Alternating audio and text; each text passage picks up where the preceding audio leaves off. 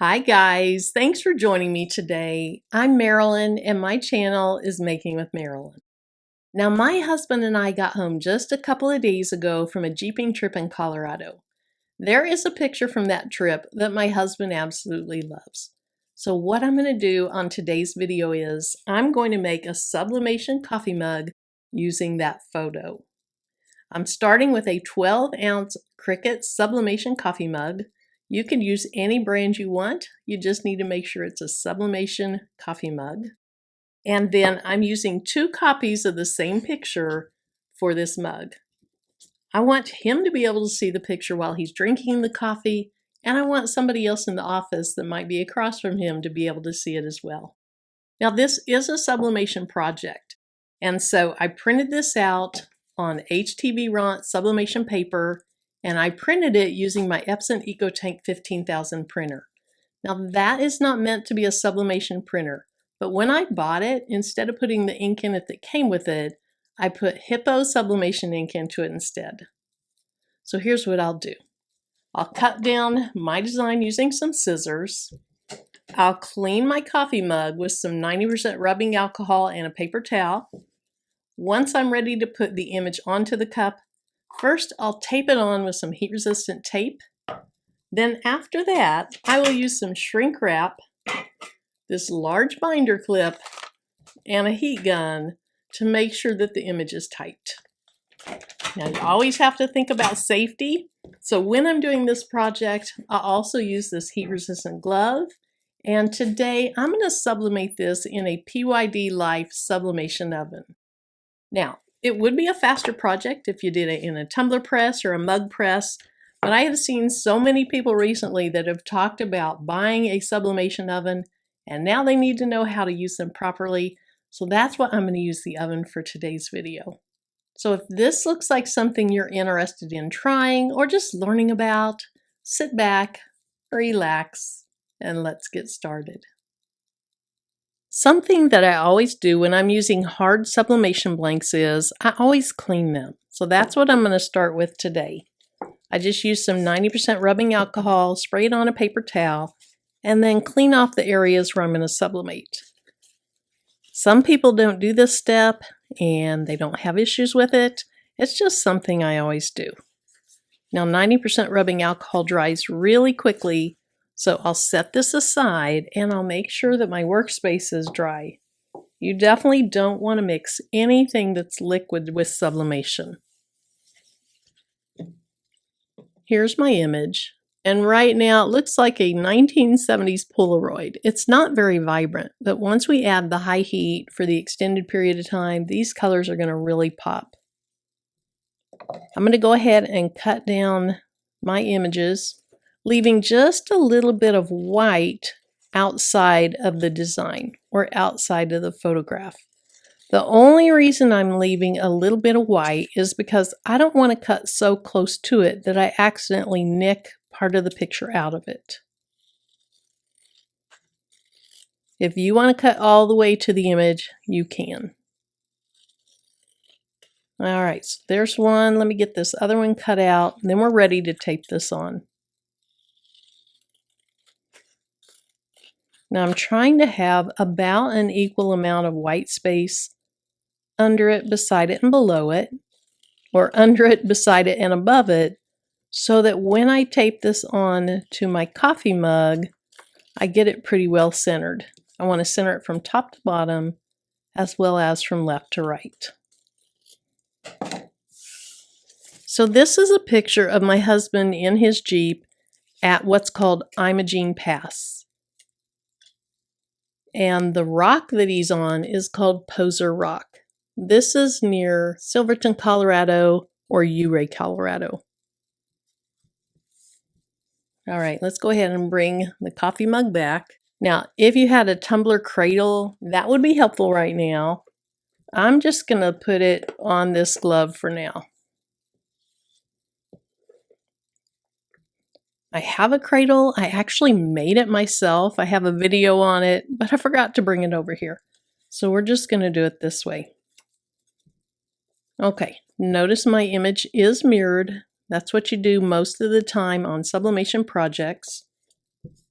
And so I'm going to center it from top to bottom, or pretty close to centering it. And then I want to center it on this half of the coffee mug. And it looks like it needs to go left just a little bit, so I'll move that over. And then I like to look at it from the top. To me, it's easier to see if it's centered from left to right on your coffee mug when you look at it from the top. Okay, I'm going to shift it to the right just a tiny bit.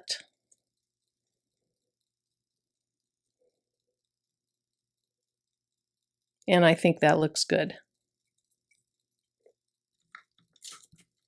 To start with, I'm just going to put a little bit of tape down to hold it into place. So I'll put a piece of tape on the right.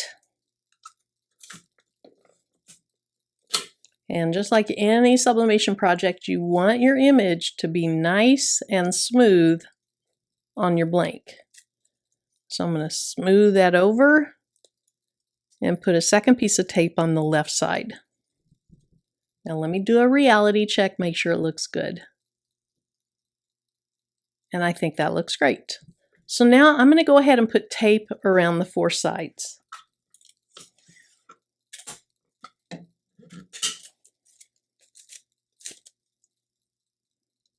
I'm going to start with this left side. And then before I put the tape down on the right side, I'm going to make sure it's smoothed over. Let's put this tape down. And then two more pieces of tape to go. One along the bottom, one along the top. Hopefully that's pretty straight. Now we're also going to put some shrink wrap on this to help it. But I want to go ahead and start by making sure it's taped down well. And then that shrink wrap will just assure that the paper is really tight against the tumbler or against the coffee mug. I do tumblers so much that just came out. I'll repeat on this side and I'll just fast forward through this side.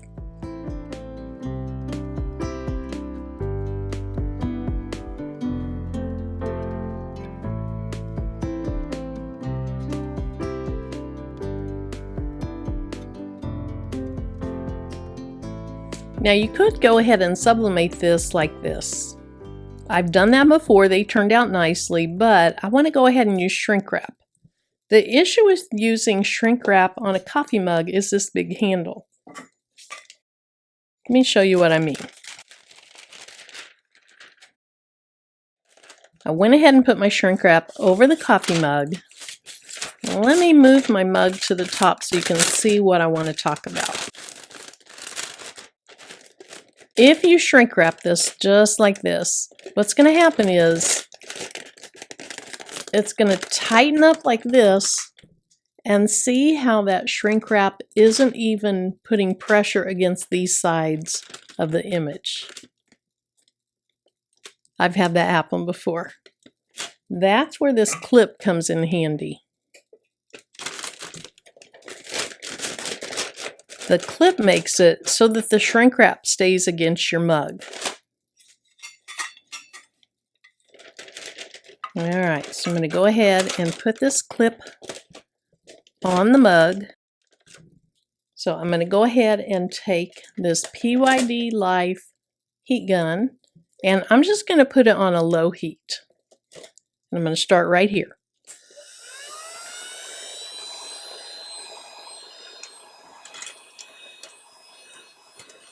All right, now I want to get the top of it and the bottom of it on this side. I'll go ahead and flip this over, and I'm going to start right next to the binder clip and do the same thing.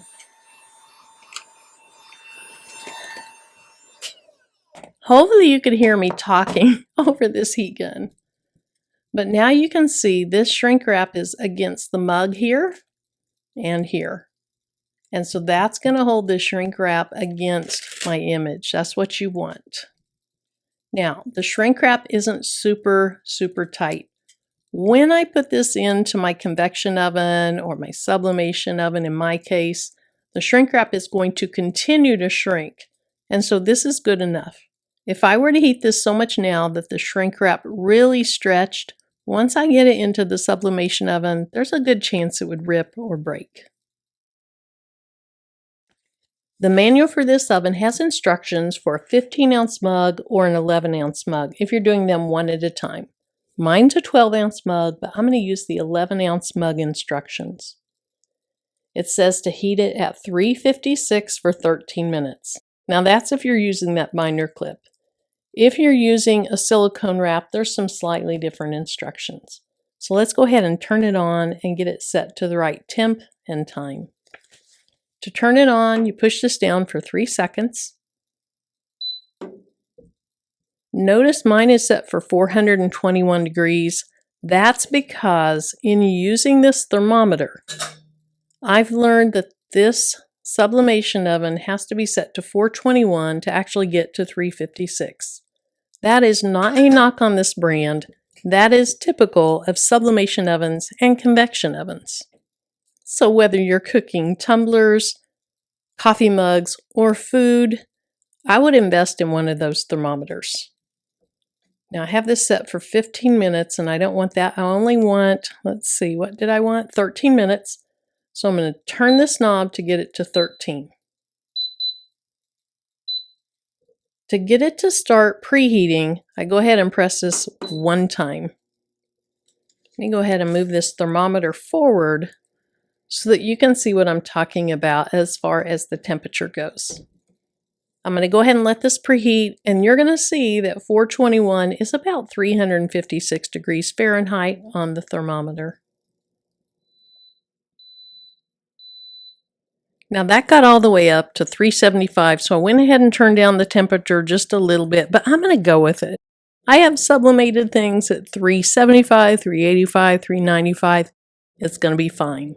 All right, it's reset to 13 minutes. I'll press it again, and it's probably going to start counting down.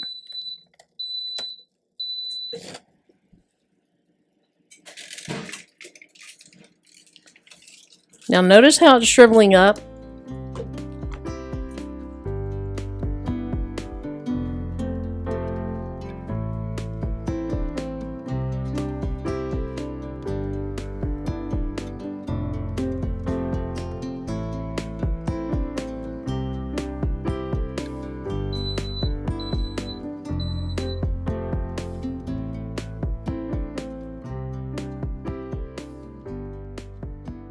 Now that the time's up, I'm just going to go ahead and set the mug on top so that it can cool.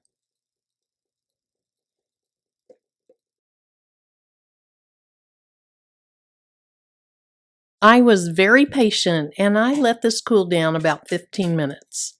So it is still hot, but I can handle it. Let's go ahead and take the binder clip off.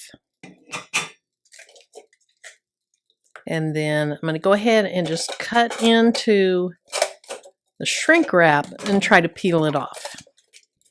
As shrink wrap cools, it gets harder to come off of things. It's especially hard with tumblers. Hopefully it won't be too bad with this mug.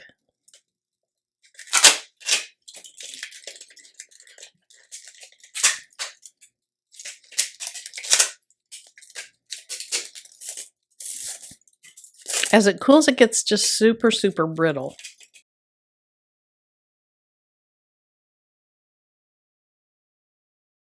All right, I have most of the shrink wrap off. Now it's time to peel off that heat-resistant tape and take my image off.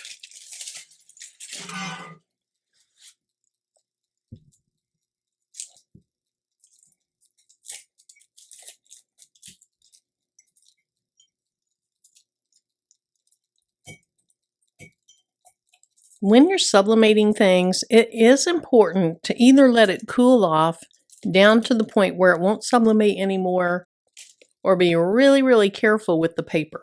Here's what I mean is, if your mug or your tumbler, whatever you're sublimating on, is still so hot that it can sublimate, when you move your paper, you can cause blurring or ghosting. In this case, mine's cooled off enough. I'm not worried about that. But that's a reason why you might want to let your items cool off before you start moving the paper around.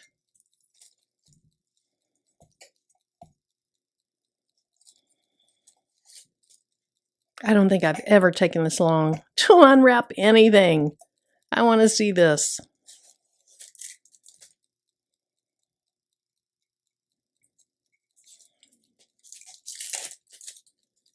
All right, let's go ahead and reveal this first side.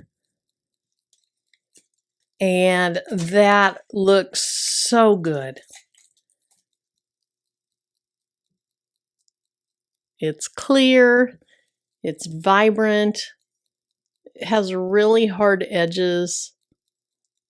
That did a super job. All right, let's work on this other side.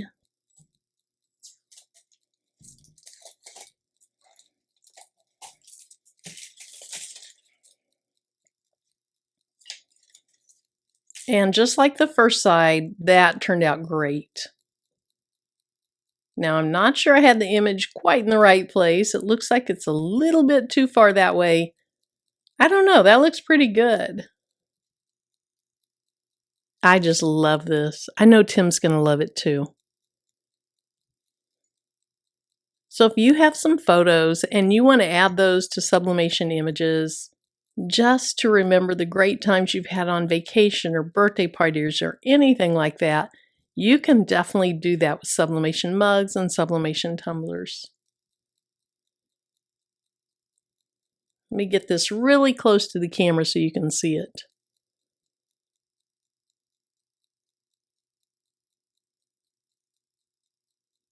All right, I'm excited at how well this turned out. I appreciate you spending your time with me. If there's anything about the video that you like, you learned something, you just enjoyed watching it, please be sure and give me that thumbs up.